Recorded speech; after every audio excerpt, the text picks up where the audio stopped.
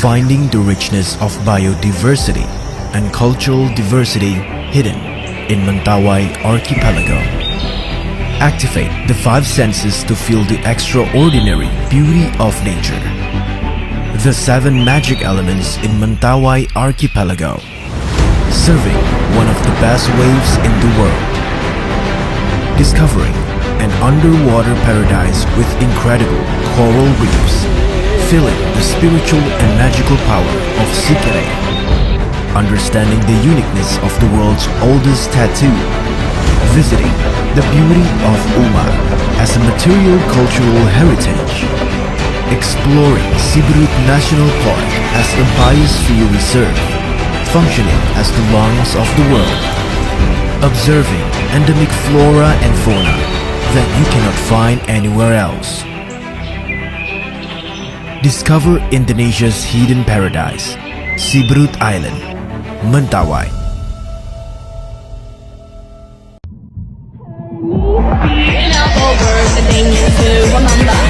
scene starts to tumble to the sound of the drums. Oh boy, there ain't no need to fight a silent ring. It ain't no big thing, just show her a little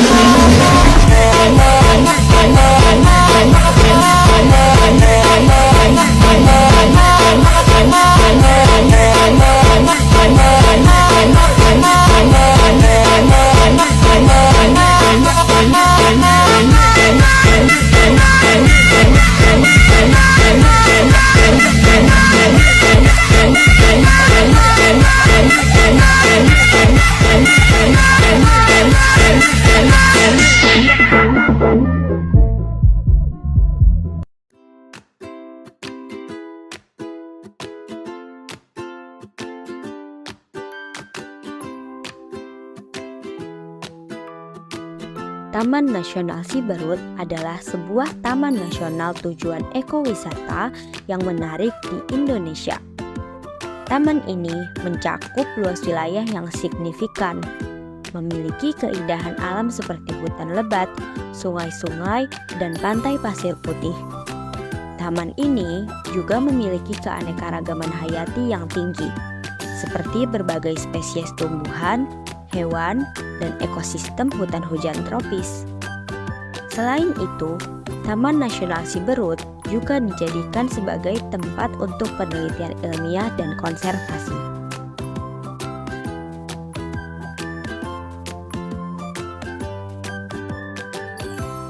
Taman Nasional Siberut berlokasi di Pulau Siberut, Kabupaten Kepulauan Mentawai, Sumatera Barat. Pulau Siberut sendiri merupakan pulau terbesar yang berada di paling ujung Kepulauan Mentawai, tepatnya 150 km dari Sumatera. Taman Nasional Siberut memiliki luas selebar 190.500 hektar, yang mana jumlah ini adalah gabungan dari kawasan suaka alam lebar 132.900 hektar, 3.500 hektar hutan lindung, 36.600 hektar hutan produksi terbatas, dan 36.600 hektar hutan produksi tetap.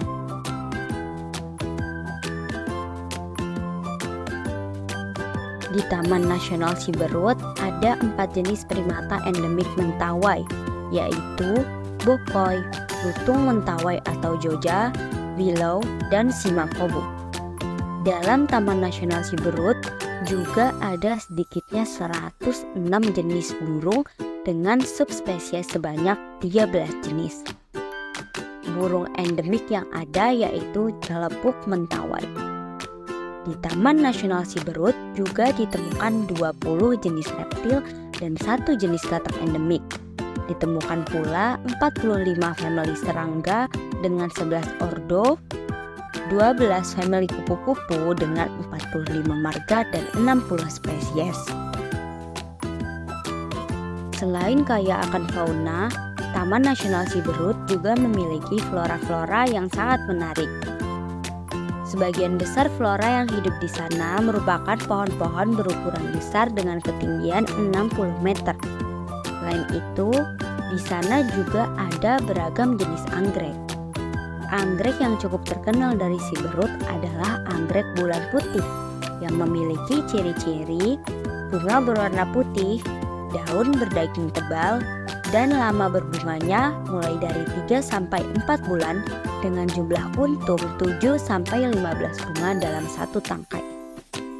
Beberapa anggrek lain yang dapat ditemukan di Taman Nasional Siberut adalah Coelogin incrastata, Erianotans, Dendrobium papillum, dan lain-lain.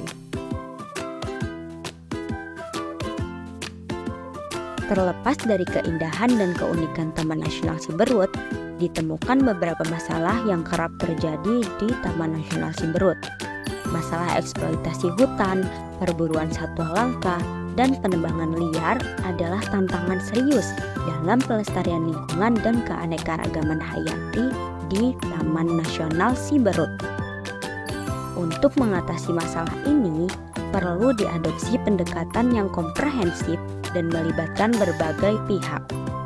Berikut adalah beberapa solusi yang dapat diterapkan.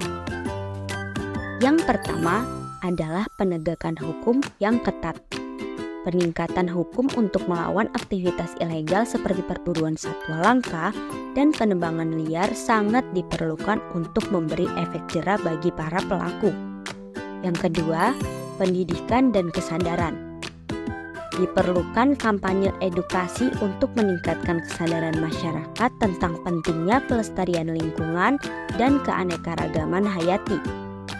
Salah satunya dapat berupa pelatihan untuk mengidentifikasi satwa langka yang dilindungi dan informasi tentang hutan berkelanjutan. Yang ketiga, kebijakan perlindungan lingkungan. Pemerintah setempat perlu mengembangkan dan mengimplementasikan kebijakan perlindungan lingkungan yang kuat dan berkelanjutan, termasuk zonasi hutan yang melindungi ekosistem rentan. Yang keempat, pelestarian satwa liar. Mendukung upaya konservasi satwa liar yang langka adalah sebuah keharusan, seperti pendanaan untuk taman-taman nasional dan kawasan konservasi, serta program pemulihan untuk satwa yang terancam punah.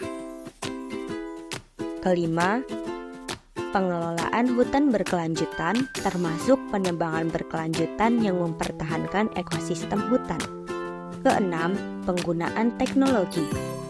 Pihak Taman Nasional bisa memanfaatkan teknologi modern seperti pemantauan satelit, sensor, dan aplikasi berbasis data untuk mendeteksi dan mengawasi aktivitas ilegal di hutan. Yang ketujuh, kerjasama internasional. Di antaranya adalah berpartisipasi dalam kerjasama internasional untuk mengatasi perdagangan ilegal satwa liar dan produk hutan ilegal, juga membangun perjanjian internasional yang mendukung pelestarian hutan dan satwa liar. Yang kedelapan, partisipasi masyarakat.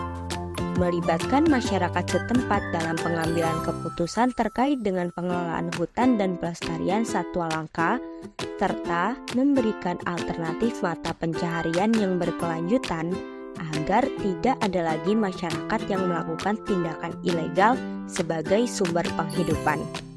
Yang kesembilan atau yang terakhir adalah rehabilitasi lahan yang telah rusak, seperti penanaman kembali hutan dan restorasi lahan gambut.